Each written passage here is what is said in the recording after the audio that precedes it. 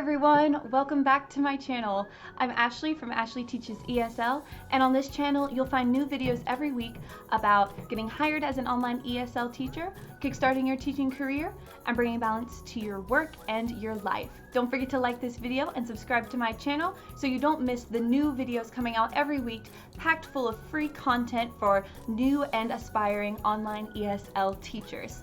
Please also feel free to check out my Instagram and my Facebook, where I also offer a ton of free resources for all of you online ESL teachers. You guys, this is my very last video in my video series all about the VIP Kid hiring process. I cannot believe it. It's been an awesome journey with you guys. I hope that you have found my videos helpful in your hiring process and that you will be able to continue to look back at them and just use them for information on how to make your profile better and how to get your bookings up and just anything that you might need. I also want to remind you that if you are my referral, I want to be a constant resource to you. So if you ever have questions about anything at all, even if you've been a VIP Kid teacher for 3 years, go ahead and don't be afraid to shoot me an email. Once you are my referral, I want to be a resource to you for life. So don't ever be shy in commenting on my videos, messaging me on Instagram, or emailing me any questions that you might have about VIP Kid. If you're watching this video and you don't have a referral teacher, I would love to be your go-to gal if you're starting out in the beginning of the hiring process and just watching ahead in my videos. I will add my referral code, my referral link, and my email address all in the description for you. So go ahead and hit me up if you have any questions about VIP Kid or the hiring process. However, if you have watched my videos in order of your tasks, if you are watching this video, that means that you have completed the hiring process, you've made your profile, and you have gotten your first class booked, which is so exciting. I'm super proud of you for making it this far in the hiring process. So congratulations, first of all, for getting through everything in the hiring process, for finishing your profile that's going to serve you for months and years in the future to market you to parents, and for getting that first booking. This is going to be the first of many. You're going to get fully booked. Those perfect hours are going to come for you, and you're going to have a blast teaching kiddos, being the best teacher you can be, and working on your dream hours. Know that I think you are going to be an incredible teacher, and I am out here rooting for you. That being said, I do know that if you're about to teach your first class, you're probably a little bit nervous, which is totally fine. That's why I'm creating this video for you, is because I want to calm some of those nerves and give you some practical tips on how you can prepare for your very first VIP Kid class so that it goes smoothly and your nerves are soothed beforehand because you've done the preparation in advance and you know that you are ready for this class. To start prepping for your first VIP Kid class, you're going to want to make sure that you have the VIP Kid app downloaded and open on your desktop or your iPad. You cannot teach from the web or from your phone, so make sure you do go ahead and download that VIP Kid teaching app. Go ahead and log into the teacher portal, and right away in the middle of the screen, slightly to the left, you'll see the words upcoming classes.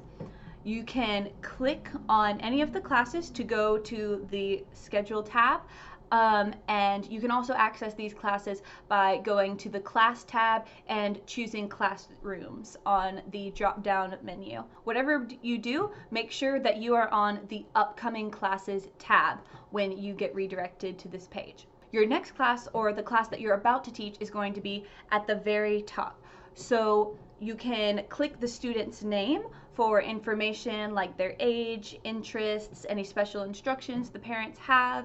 You can see how many classes they've had with VIP Kid and how many classes they've had with you under this students tab. So once again, to get to that, just click on their name. You can also review the slides of the class that you're about to teach by going all the way to the right and clicking on materials.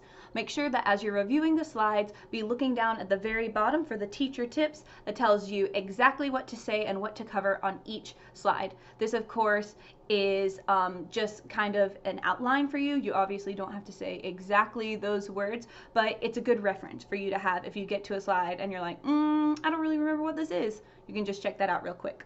You can also find other information about the lesson, like suggested props, an outline of the lesson, like an overall outline. You can find feedback templates that other teachers who have taught the class before have left for their students. So you can copy and paste, insert your students' names, and then edit it to make it personal to the student that you taught. That makes doing feedback a lot easier.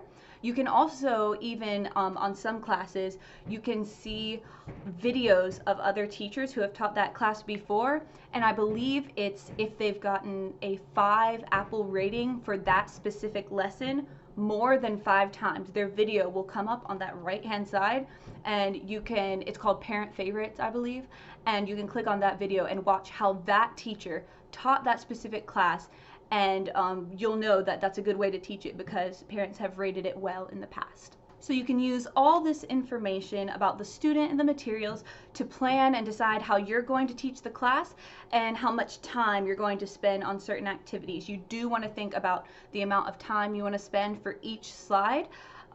Like we've mentioned before, generally you want to set aside about like maybe 1 minute per slide, but obviously some slides, like the reading ones, are going to take longer, and then some are going to take not as much time. So it just depends. Just check out the slides, see what's on each one, and then allot the amount of time that you deem appropriate for each slide. You can also look and see what kind of props and rewards will be appropriate to use in your classroom and plan accordingly for those as well. Some general rewards and props that you can have prepared are a whiteboard, some magnetic letters and numbers.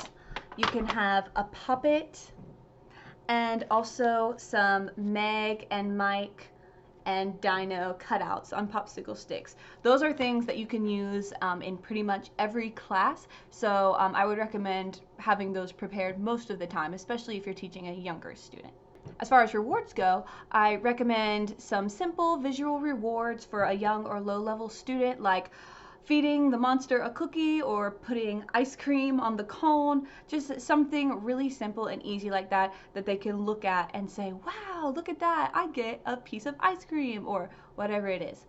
For an older or more advanced student, I would recommend like probably an interactive or speaking activity, or maybe a game. They really like to answer questions and play games. So I have like a little fidget spinner where I like spin it, and whatever it lands on, I either ask them a question or they get to ask me a question. I like to play like hangman and vocabulary, tic-tac-toe, things like that with my older students, so they really enjoy that interactive element. Also, no matter what level they are, students always love rewards where they get to choose something, like choose what color ice cream scoop do you want next. It can be that simple, just something where they get to pick it out and have like a say, and you know, just have a choice. So they really like that. So let's talk about the day of your first class. What do you need to do when you wake up to get ready for your class the day of? So first of all, I would recommend entering the classroom a little bit early so that you can check out your equipment, make sure that your headset and your mic is all working, your camera is going well, it's interacting with the VIP Kid portal, and you can see yourself in the classroom. So sometimes those tech issues can really be a problem, so make sure you get all that sorted out just before your class starts. I think you can start checking your equipment as early as 10 minutes in advance, maybe 5 minutes in advance of your class, and then you can actually enter the classroom as early as you want. Like basically as soon as it's scheduled, you can enter the classroom and practice the functions, like with the mouse and the eraser, all that stuff. You can practice as far in advance as you want. I guess I should probably actually tell you guys how to get in the classroom in the first place. I'm sure that would be helpful information. So when you're looking at your upcoming classes and you see all the different ones and your student's name, all the way to the right of your student's name, right above the materials button that you clicked to view all your slides and stuff, is going to say classroom with a little arrow by it. and that's going to be what you click to enter the classroom. Now, when you get into your classroom, there will not be any slides at first. They will automatically upload when you hit start class. So don't freak out when you get in there and there's no slides. If you need to view the slides within the classroom, you can do that. You can go all the way down. It's in the bottom left corner, I believe. And it just says preview slides, so you can click that to load up the slides and view them while you're in the classroom if you need to do that. I do recommend starting your class about 10 seconds before the class time. When there are 10 seconds left, there will be a countdown and a little notification will pop up where you will be able to hit start class. So I do recommend doing that once the 10-second countdown starts.